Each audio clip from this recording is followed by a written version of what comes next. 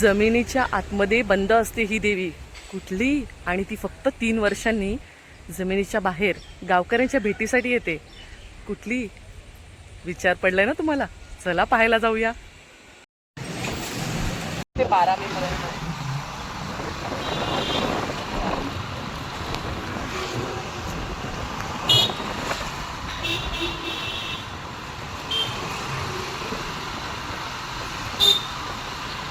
राम राम मंडळी, प्रीती जो 85 या यूट्यूब चॅनलमध्ये पुन्हा एकदा तुमचे खूप खूप स्वागत आहे. मी आहे तुमची होस्ट प्रीती. तर मंडळी, तुम्हाला मी सांगितलं होतं मामावंतीन मंदिर आहे सतपाळ येथे. ती देवी 3 वर्षासाठी बंद असते. तो व्हिडिओ तुम्ही पाहिला नसेल तर तो नक्की जाऊन पहा, आणि माझ्या चॅनलवरचे अजूनही व्हिडिओ आहेत इंटरेस्टिंग, तर ते नक्की पहा. आणि आज तो दिवस उगवलेला आहे, आणि आज ती मामावंतीन देवी जी सतपाळी गावात आहे ती आज बाहेर काढली जाणार आहे, आणि तो सोहळा पाहण्यासाठी आपण इथे आलेलो आहोत. तर तुम्ही पाहू शकता, हे बघा आपण पोचलो आहोत. हे आहे तलाव, आणि तिथे आहे मंदिर.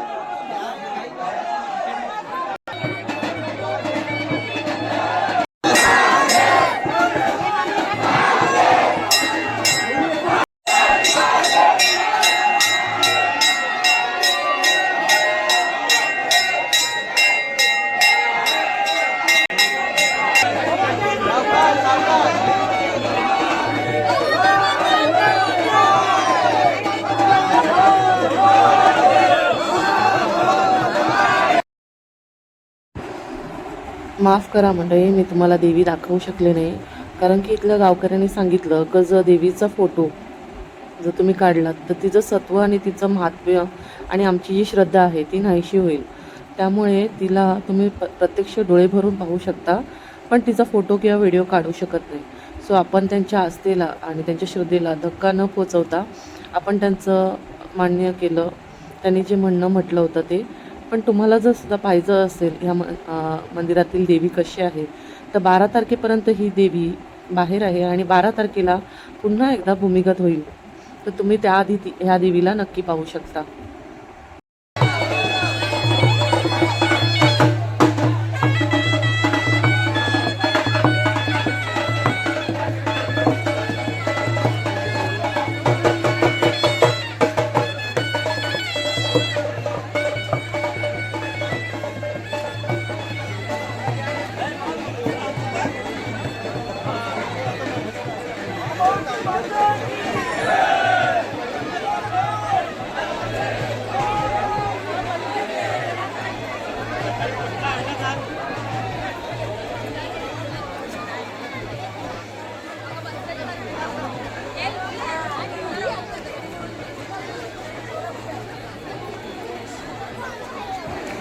पण तुम्हाला दाखवू शकते, हे बघा, इथून काढली आहे ती देवी. इथे असते ती भूमिगत देवी आणि ती परत भूमिगत होणार आहे 12 तारखेला. तर त्याच्या आधी ती कुठे असते ते चला पाहायला जाऊया.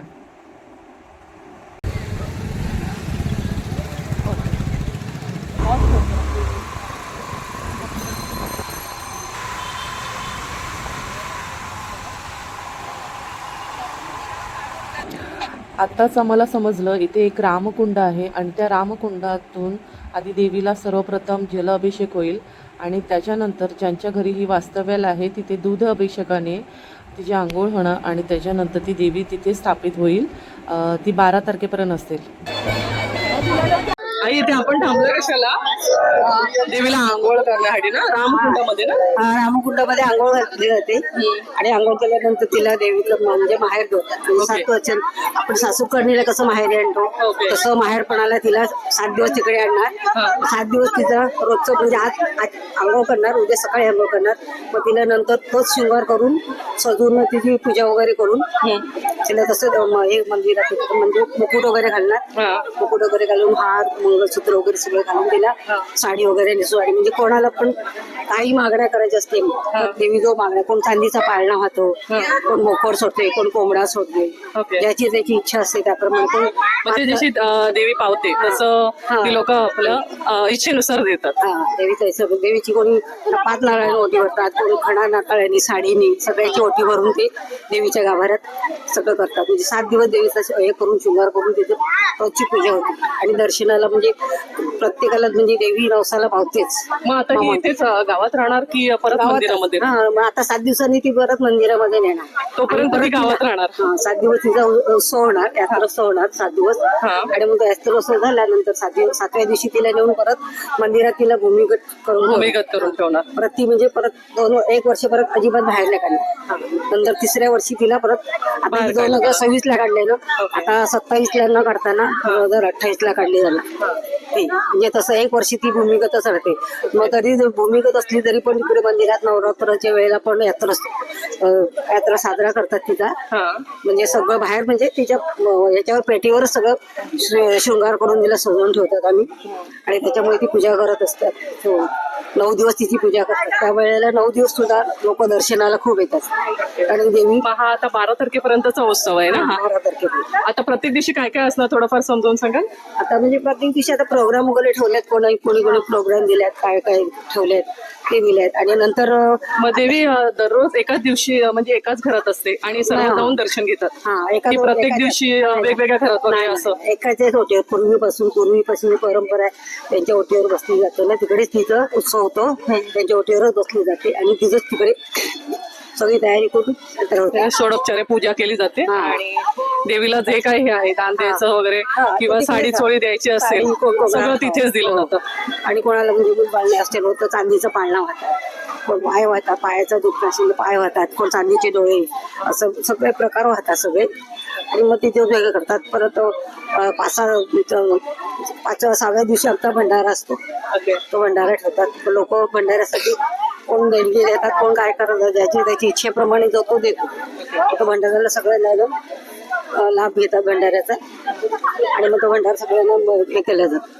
तो भंडारा घेतला आणि मग अशी आता जशी मिरवणूक निघाली तशी ज्या दिवशी देवी परत भूमिगत करणार तेव्हा पण अशीच मिरवणूक म्हणजे बँजो वगैरे लावून नाचत गाजत, महिला पण असतात, सगळे नाचत सगळे तिला भूमिगत केली जाते. भूमिगत केली जाते. खूप छान खूप छान. तुम्ही थकला आहात एकदम. खूप छान माहिती दिली. खूप खूप धन्यवाद तुमचे. आई तुमचं नाव सांगा. माझं नाव शैला प्रकाश ठाकूर. हा थँक्यू खूप थँक्यू. इथे गावात भरते भरते म्हणजे आता कोण येतात, कोणाला म्हणजे दुकान टाकणार येतात, पाळणेवाले वगैरे येतात, रस्तात वगैरे विकणार येतात, सगळे येतात. आणि परत इकडे ओटीचं सामान वगैरे सगळ्या महिला इकडे ज्याच्या त्याच्या घरी ओटीवर जागा असते ना, त्या सगळ्या ओटीचं सामान वगैरे विकलं जाते. आणि मग ते सामान विकलं म्हणजे ज्याचा व्यवसाय आहे ना, तो व्यवसाय ते सगळ्या व्यवस्थित करून करतात. ही पूर्वी सुरुवात होते इकडे होते. काही वेळेला लाईन लागलेलं काहीपर्यंत लाईन येते घराच्या ह्याच्यापासून. आणि संडेला तर जास्त गर्दी होती. हा आणि मगाशी मी बघितलं की सर्वांना कॅमेरे बंद करा म्हणाले, तर देवीचा फोटो नाही काढायचा. त्याबद्दल काही आहे का? हा, देवीचा फोटो नाही काढायचा. पण देवीचा फोटो काढून तिचं महत्व म्हणजे कमी होतं. ओके. देवीचा फोटो शक्यत काढून तिकडे आता गाभाऱ्याच्या इकडे तिकडे गेले देवीचा फोटो काढणं सक्त मनाई आहे. ओके. असं मग तिथे तो गाभारा आहे जो आपण आपल्याला दिसतोय त्या गाभाऱ्यात असणार. तिकडे आता तिकडे देऊळ म्हणजे ओटीवरच त्यांच्या मांडलं जाणार आहे. ओके. तिकडे जाते देवीला तिकडे बाहेर आता तिची दुधानी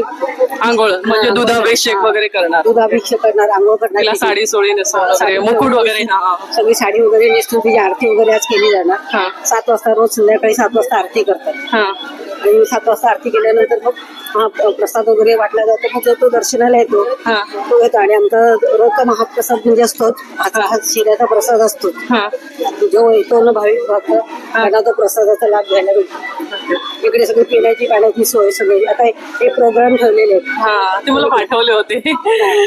मी तुम्हाला दाखवते ह्यांचे 12 तारखेपर्यंत जे काही प्रोग्राम आहेत मी तुम्हाला शो करते एक पॅम्पलेटद्वारे. आता बघूया. देवीचं गाभारा इकडे इकडे आता तिच्या ओट्यावर बसून आहे. आता इकडे सगळे आपण आता गाभारा बघूया. जर मंडळी तुम्ही माझे रेग्युलर सबस्क्रायबर किंवा व्ह्यूअर असाल तर तुम्हाला माहीतच असेल की या मंदिराचा व्हिडिओ मी ऑलरेडी केला होता. या मंदिरात कसं पोचायचं हे सर्व तुम्हाला इन डिटेल दिलं होतं. तुम्ही तो व्हिडिओ पाहिला नसेल तर नक्की जाऊन पहा. आणि हे विरार वेस्टला नागपूर रोडला मामावंती मंदिर सातपाळे येथे या गावामध्ये आहे. आणि आता त्या मंदिरातून या गावामध्ये आणलेली आहे ही मूर्ती. आणि तिथे सध्या आता दुधाभिषेक चालू आहे. आणि त्याच्यानंतर तिला साडी चोळी नेसवून व्यवस्थित छान तयार करणार, तिची छान आरती करणार, तिला रोज नैवेद्य दाखवला जाणार, सकाळ संध्याकाळ तिची षोडोपचारे पूजा केली जाणार सुंदर रीतीने. तर तुम्हालासुद्धा या मंदिरातील देवीला पाहायचं असेल तर नक्की 12 तारखेपर्यंत या आवर्जून. मी पूर्ण तुम्हाला तरी पण डिरेक्शन देऊन ठेवते डिस्क्रिप्शन बॉक्समध्ये. आता तुम्ही पाहू शकता हे जे समोर बॅनर लावला आहे तिथेच आहे देवीची स्थापना केलेली आहे. आणि तिथे देवी आहे या घरामध्ये. इथे पाहू शकता या घरामध्ये आहे ही देवी.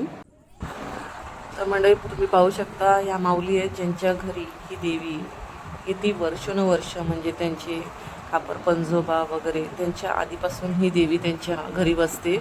तर तुम्ही नक्की या. 12 तारखेपर्यंत ही देवी त्यांच्या घरी आहे, त्यांच्या अंगणात आहे. तर तुम्ही येऊन इथे ओटी भरू शकता आणि देवीला नैवेद्य वगैरे देखील अर्पण करू शकता. तर माझा ऐनवेळी माईक ऑफ झाला होता आणि त्याच्यामुळे माझा तुम्हाला आवाज येत नसेल. तर बघा तुम्ही बघू शकता खूप छान मंडळी जमली. त्यांच्या दाराशीच आहे हे आई माऊलीचं. तर तुम्ही या नक्की दर्शनाला. खूप सुंदर अशी देवी आहे, तेजस्वी रूप आहे तिचं. तर हे तेजस्वी रूप पाहण्यासाठी नक्कीच या. तर ही देवी विरार वेस्टला असलेल्या सतपाळे गावामध्ये आहे. तिथे नागपूर रोड आहे, तिथे तुम्हाला मामावंती देवी सतपाळे गाव असं तुम्ही जर लोकेशनवर टाकलं तर तुम्हाला हे गाव येईल. आणि डिरेक्शन तर तुम्हाला मी देऊन ठेवतेच, तरी पण तुम्ही नक्की या या ठिकाणी आणि या देवीचं दर्शन नक्की घ्या. हे बघा हे बघा.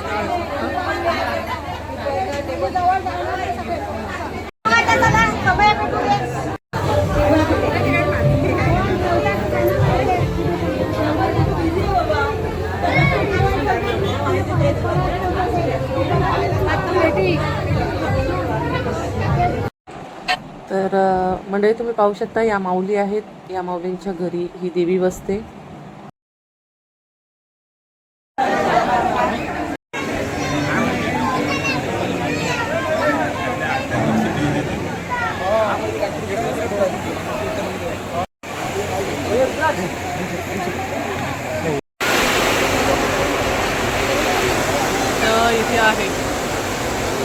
इथे आहे देवी स्थापन झालेली. तर तुम्ही इथे या, पाहायला नक्की. आणि बाकी सांस्कृतिक कार्यक्रम इथे असणार आहे.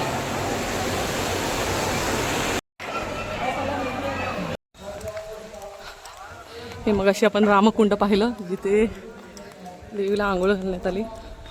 हे खूप जुनं रामकुंड आहे. थांब आता पाहून जाऊया जरा.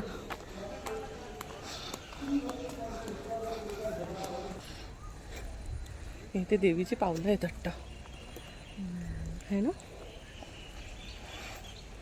ओके. सो इथे अजून झरा आहे बघ. झरा फुटलाय सगळा. इथे आहे. मग इथूनच आंघोळ घालून देवीला तिथे नेली होती. इथे हा पाठ, हा इथे आंघोळ घालून मग देवीला गावात नेली होती. इथून रामकुंड आहे आणि रामकुंडाच्या तिथून थोडंसं पुढे गेलं की घर आहे ते. चला आता आपण 12 तारखेला भेटूया. यावेळेला भूमिगत देवी होईल तेव्हा बघूया. आय होप त्या दिवशी यायला भेटेल. तर आपण स्टेशनवरून आलो ना, आणि तिथे थोडंसं अंतरावरती आहे मामावंतींचं देऊळ. पण जर तुम्हाला आता 12 तारखेपर्यंत दर्शन घ्यायचं असेल देवीचं, तर तुम्हाला इथे जावं लागेल. इथे मार्किंग केलेलं आहे पूर्णपणे. इथे जावं लागेल, म्हणजे थोड्याशाच अंतरावर आहे हे. तर तुम्हाला आता तिथे देवीचं दर्शन नाही भेटणार, तर तुम्हाला गावात जाऊन देवीचं दर्शन घेता येईल. आणि तिथे तुम्ही ओटी वगैरे सर्व प्रसाद नेऊ शकता आणि देवीला दाखवू शकता. डाव्या साईडला मामावंतींचं मंदिर आहे इथे, आणि इथे गावामध्ये ती देवी आहे. आय होप म्हणजे आजचा हा देवी उत्सवाचा जो आहे व्हिडिओ तो तुम्हाला आवडला असेल आणि संपूर्ण यात्रा खूप आवडली असेल. तुम्हाला जर देवीला असं समोरून पाहायचं असेल, तुम्हाला या गावात यावं लागेल आणि समोरून ती देवी पाहावी लागेल. खूप सुंदर आणि तेजस्वी रूप आहे या देवीचं. तर व्हिडिओ आवडल्यास तुम्ही थँक्यू. सो लाईक, शेअर आणि सबस्क्राईब करा आणि जास्तीत जास्त व्हिडिओला शेअर करा. धन्यवाद. भेटूया पुढच्या व्हिडिओमध्ये. आजचा व्हिडिओ पाहिल्याबद्दल खूप धन्यवाद.